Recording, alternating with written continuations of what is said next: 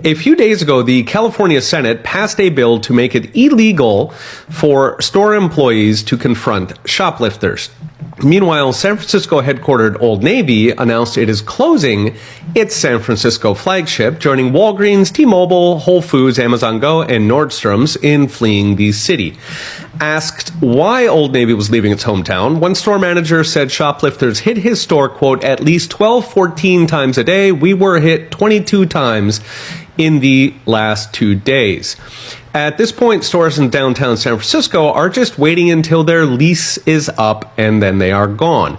Which sucks if you're a chain store. It really sucks if you're a mom and pop with your life savings at stake. Adding fuel to the fire, one of California's largest insurers, State Farm, last week announced it's exiting the entire state for business and property insurance, joining insurance giant Allstate, which already left 6 months ago. State Farm cited the, quote, challenging reinsurance market, meaning they can't get anybody to insure their California policies.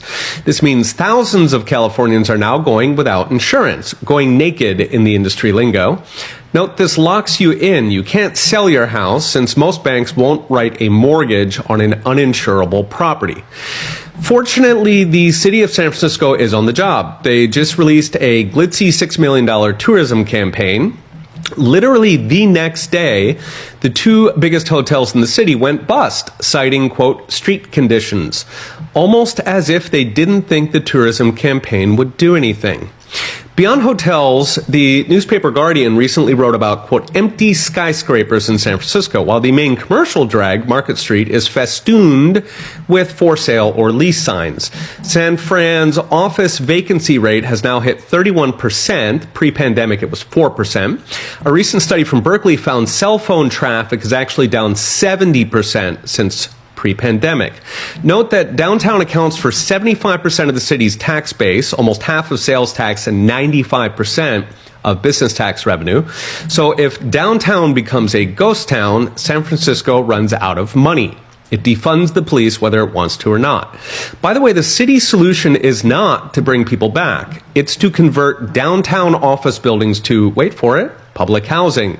Over 11,000 units, according to one plan, which should do wonders for bringing back that downtown tax base. In fact, one local activist group, Shaping San Francisco, wants to skip the humans altogether and literally knock down these skyscrapers. Deconstruction, they call it, since tearing things down is a bit of a fetish on the left.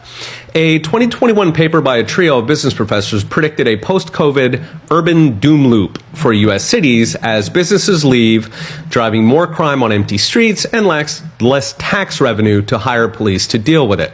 It turns out cities didn't have to wait for the doom loop. They're making it themselves. On the bright side, urban voters who keep electing these clowns are the first ones to feel the pain.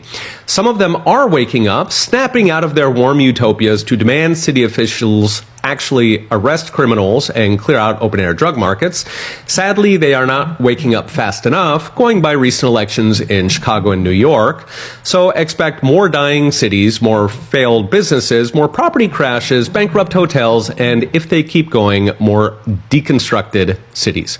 Okay, we'll be watching. See you next time.